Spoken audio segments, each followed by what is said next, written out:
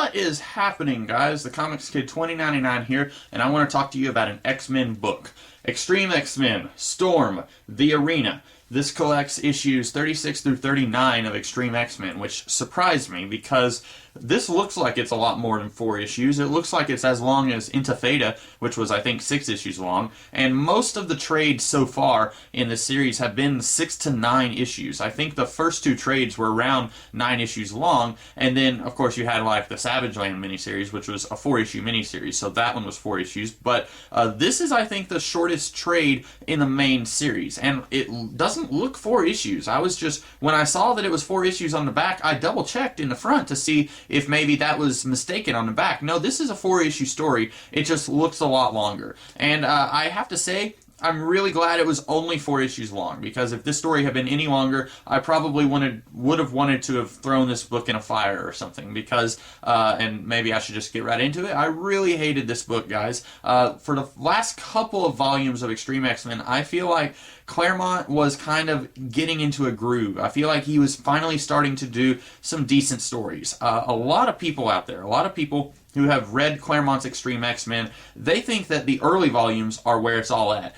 After reading those volumes, I have to say I strongly disagree, because the Destiny storyline is just unreadable garbage. The Invasion storyline is better than a Destiny storyline, but still not great, and it still feels like he's trying to find where he wants to go with this series. And really, the first half of this series feels like it's Claremont trying to find where he wants to go, because in the previous volume, Into Theta, we had once again Claremont changing the status quo of this series, taking the X-Men from outlaw heroes to kind of official sanctioned law enforcers. And that's weird, considering that next week is going to be the last volume of Claremont's X-Treme X-Men, so he added that, and then not even a year later the series was canceled, but that's neither here nor there. I'll talk about that a little bit more in the coming weeks, probably, but it was really strange to me that, you know, God Loves Man Kills 2, while not perfect, it had a pretty huge fundamental problem with the bad guy's choice at the end of the story. It was, in my opinion, better than Schism, better than Destiny, about on par with Invasion, maybe. And then Into Theta, I thought, was pretty decent, running with some of the themes that have been going on in this series. I thought it was a pretty good story. And then the series takes a huge nosedive with Storm the Arena.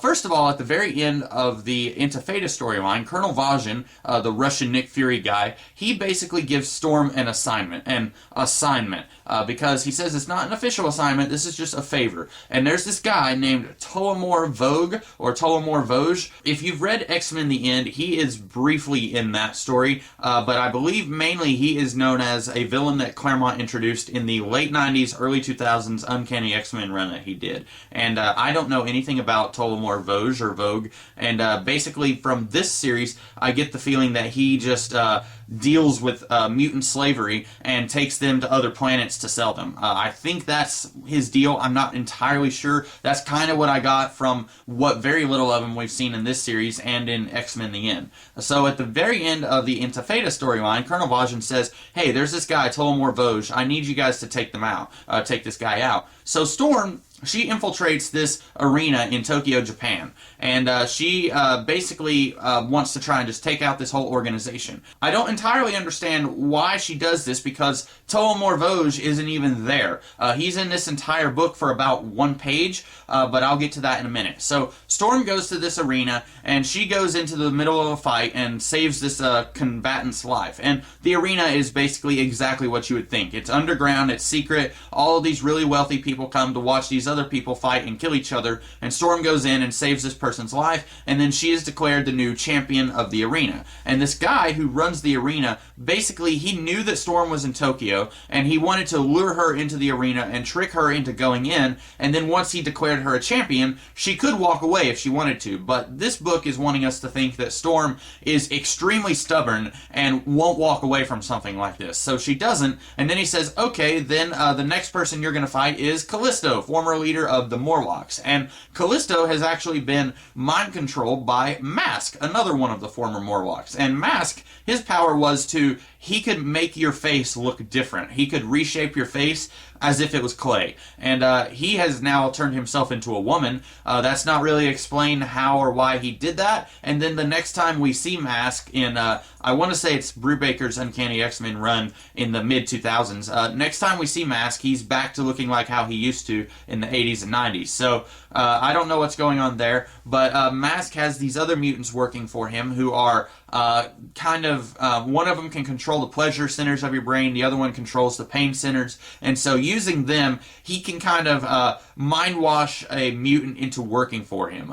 Basically, control their actions by saying, okay, if you don't do what I want you to do, I'm going to sick this guy on you, and he can control the pain centers of your brain, so you better do what I want you to do. And that's how he's got Callisto under his thumb. And also, in case you were wondering, Callisto does have octopus limbs in this book. It makes absolutely no sense at all. Apparently, Mask gave her these limbs, which I was always under the impression that Mask just kind of controlled the face area. I didn't think that he could control how the entire body looked, but again, if he's the one who turned himself into a woman, then I guess he can control the entire body. And along those lines, he took Callisto's normal human-looking arms and gave her squid arms. So that's something that she has here. I have no idea if that lasted very long. I seem to vaguely recall after House of M that she did have squid arms, maybe. So that did last a little while, I think. And so Callisto beats Storm, and then Mask basically takes over the entire arena. And then Storm's friend Yukio, who was introduced way back in the 1980s, I think by Claremont and Wolverine, Claremont and Miller in the Wolverine miniseries. I think that's where Yukio first appeared. Yukio is also the reason that Storm decided to cut her hair into a mohawk back in the 80s. So Storm's friend Yukio, she has gotten away with a lot of the other combatants, including Guido Carasola, who is Strong Guy from the X-Factor series. And in this book, we're told basically Strong Guy had two things in life that he loved. He loved being a bodyguard for Lila Cheney, and he loved being a superhero. And then after X-Factor basically broke up, talking about the 90s X-Factor, after that team broke up, he didn't really have anywhere to go, so he decided to become this arena combatant. And basically, he is trying to prevent Storm from interrupting all of what's going on in the arena, because if she shuts it all down, then these combatants, they don't have a home anymore. They don't have a life to go to. This is their life. And so he's trying to prevent her from doing that. She doesn't really listen. And so that's basically all that Guido is here for. And I'm 99% sure when Peter David started his X-Factor run in the 2000s, the mid-2000s, I'm pretty sure he completely ignored Guido's life as an arena combatant. And fair enough, because he doesn't really do anything in this book. He's there, but he doesn't actually serve much of a purpose. And after this book, if you had skipped this storyline, you wouldn't have even known that Strong Guy was even in this series at all. But anyway, so Yukio, Strong Guy, and some of the other combatants, they have kind of gotten away, and they're in hiding after Mask has taken over this arena. And then they kind of go in, and they are going to try and help Storm overthrow Mask. Storm and Callisto basically are able to kind of fight against their mental programming, and they're able to take down Mask all by themselves. And then we don't really know what happens to Mask. I don't know if he or she went to jail. I don't know if he just went back to the Morlock sewers and decided to turn himself ugly once again. I really have no idea. Basically, this story, even though it just took me like 10 minutes to explain the plot, there really isn't a lot of plot here. The plot is Storm is sent to the arena to try and capture Tullamore Vosge, who isn't there, and then Storm infiltrates the arena and then finds out, oh, I really like this life. I really wish I could just stay here and be a fighter. And then she is captured by Mask, and then she overthrows Mask. It's really not much of a story, which explains why this is only 4 issues long, because what we get here, the plot that we have, really could not have sustained 6 issues of story. It's really not that much of a story, but it's just not a good story. I really didn't find anything worthwhile here. Basically, we're meant to think that this is a character study of Storm. We're supposed to see just how she reacts to the situation and how, even under these very intense circumstances, she is going to fight it. And she's a really strong character, and she's able to surpass anything that is thrown toward her. The problem is, we already knew that about Storm, or at least I already knew that. We've seen her go through Hades and keep going many times before, and many times since. We really didn't have to see her decide, oh, I really like being a gladiator in this arena.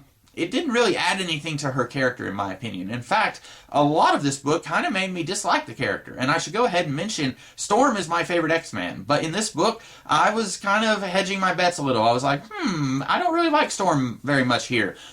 Big reason is that at the very beginning of the book, when Storm has her mission to go after Tolmor Vosge, several of the other X-Men are like, all right, let's go. And she says, no, this is something I have to do on my own. And I'm thinking, why? Because the story just wants Storm there and doesn't want any of the other X-Men there? Because it makes absolutely no sense that Storm thinks that this is something she has to do on her own. And it doesn't explain that. It doesn't explain why Storm doesn't let any of the other X-Men help her in infiltrating this gladiator ring.